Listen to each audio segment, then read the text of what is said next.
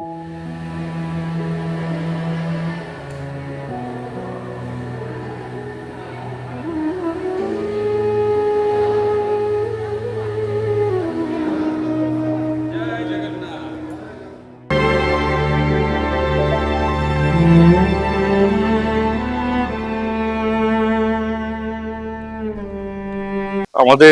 ভাবতে খারাপ লাগে যে ক্যান্সার বেড়ে চলেছে এবং 5% ক্যান্সার কিন্তু বাচ্চাদের মধ্যে হয়। ভালো কথা এই যে ওদের কিওর রেট কিন্তু 90 to 100% যদি আর্লি স্টেজে ধরা পড়ে। সুতরাং আমাদের এখানে হসপিটাল যেটা তৈরি করা হয়েছিল, ডক্টর সরোজ গুপ্তা আমার প্রয়াত পিতা এটা বানিয়েছিলেন, যেটা সবাই ঠাকুরপুর ক্যান্সার হসপিটাল নামে চেনে। এখন উনি চলে যাওয়ার পর নামটা সরোজ গুপ্তা ক্যান্সার সেন্টার নামে করা হয়েছে, নামকরণ হয়েছে। তো সেখানে ওনার একটা স্বপ্ন ছিল বাচ্চাদের জন্য একটা আলাদা জগৎ করা। এই চাইল্ড কেয়ার সেন্টার দেখলেই বুঝতে পারেন, সেখানে টয় ট্রেন রয়েছে, সেখানে খেলার জায়গা, তাদের জন্য নানা রকম এন্টারটেনমেন্ট এবং নানা রকম সেলিব্রেশন আমরা করে থাকি। রথযাত্রা এটা আমরা বহু বছর ধরে করছি, প্রায় 10-12 বছর হলো, যেটা আমরা করে থাকি যাতে বাচ্চারাও সব রকম ধর্ম, সব রকম যাদের ডিফারেন্ট জায়গা থেকে এসছে, বাংলাদেশ থেকে, কলকাতা থেকে, পশ্চিমবঙ্গ থেকে, তারা সব একসাথে রথটাকে সেলিব্রেট করে, আনন্দ করে। তার রথটা সুন্দর করে সাজিয়েছে, তারা রথ টানছে, তাদের আমরা সব মিষ্টি পাঁপড় সব দিচ্ছি, খুব আনন্দ করে আমরা সেলিব্রেশন করলাম। এবং আজকের দিনে আমাদের হাজির হয়েছিলেন আমাদের বিধায়ক শ্রী শঙ্কর শিকদার। উনি এসেও অত্যন্ত আনন্দিত হয়েছেন। উনি কাছেই থাকেন, কিন্তু ন্যাচারালি ওরা তো আমাদের এই ভেতরের পরিবেশ ওনার জানা ছিল না, এবং বাচ্চাদের জন্য কি করে থাকি আমরা সেটা দেখে উনিও খুব আনন্দিত হয়েছেন। উনি চাইছেন এই হসপিটাল আরো গড়ে উঠুক এবং উনি সব রকম সাপোর্ট আমাদের দেওয়ার জন্য উনি প্রতিশ্রুতি দিয়েছেন। অসংখ্য ধন্যবাদ জানাই।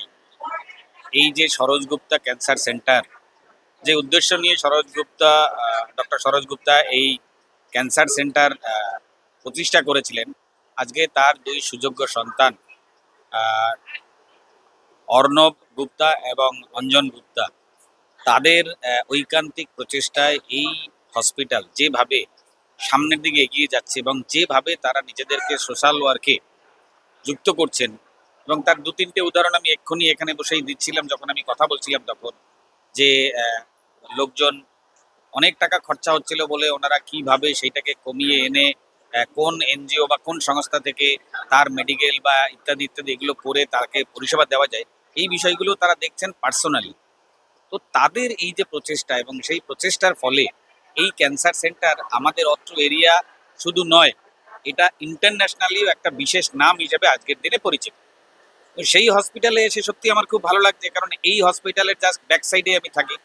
আমি একদম ছোটকাল থেকে জানি এই হসপিটালকে। তো এখানে এসে সত্যি ভালো লাগলো। আর এখানে আমি যেখানে দাঁড়িয়ে আছি এটা চাইল্ড কেয়ার ইউনিট। এই চাইল্ড কেয়ার ইউনিটটা এত ইউনিক আছে যে এখানে টয় ট্রেন রয়েছে বাচ্চাদের জন্য, এখানে মাঠ রয়েছে, এবং এখানে রীতিমতো বাচ্চাদেরকে নিয়ে বিভিন্ন ধরনের প্রোগ্রাম, তারা যাতে মেন্টালি, ফিজিক্যালি তো আছেই, মেন্টালিও তারা যাতে ফিট থাকতে পারে তার সমস্ত রকমের ব্যবস্থা ওনারা করে রেখেছে। এই বাচ্চাদের নিয়ে একটুখানি রথ টানা, এটাও একটা অভিনব ব্যাপার যে এরকম একটা জায়গাতে যেখানে সমস্ত ধরনের প্রোগ্রাম ওনারা করেন। তো আই উইশ আ ভেরি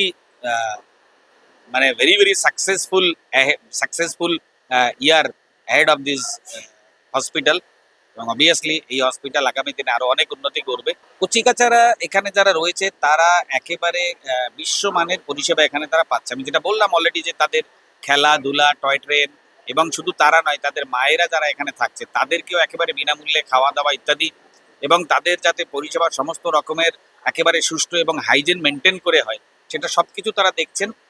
বাচ্চাদেরকে একেবারে খোলামেলা পরিবেশ দেওয়া হচ্ছে যাতে তারা নিজেদের মনে খেলাধুলা, এখানে ড্রয়িং ও ক্লাস ইত্যাদি সবকিছুর ব্যবস্থা রয়েছে। তো বাচ্চাদের মনে যাতে কোনো ইম্প্যাক্ট না পড়ে যে আমি একটা এরকম একটা কঠিন ব্যাধিতে আমি ভুগছি বা আমি বাঁচবো কি বাঁচবো না। তো এই বিষয়টাও আমার খুব মনে লেগেছে, এবং এরা খুব ভালো অ্যারেঞ্জমেন্ট বা ভালো ব্যবস্থাপনা এখানে বাচ্চাদের ইউনিটের জন্য রয়েছে।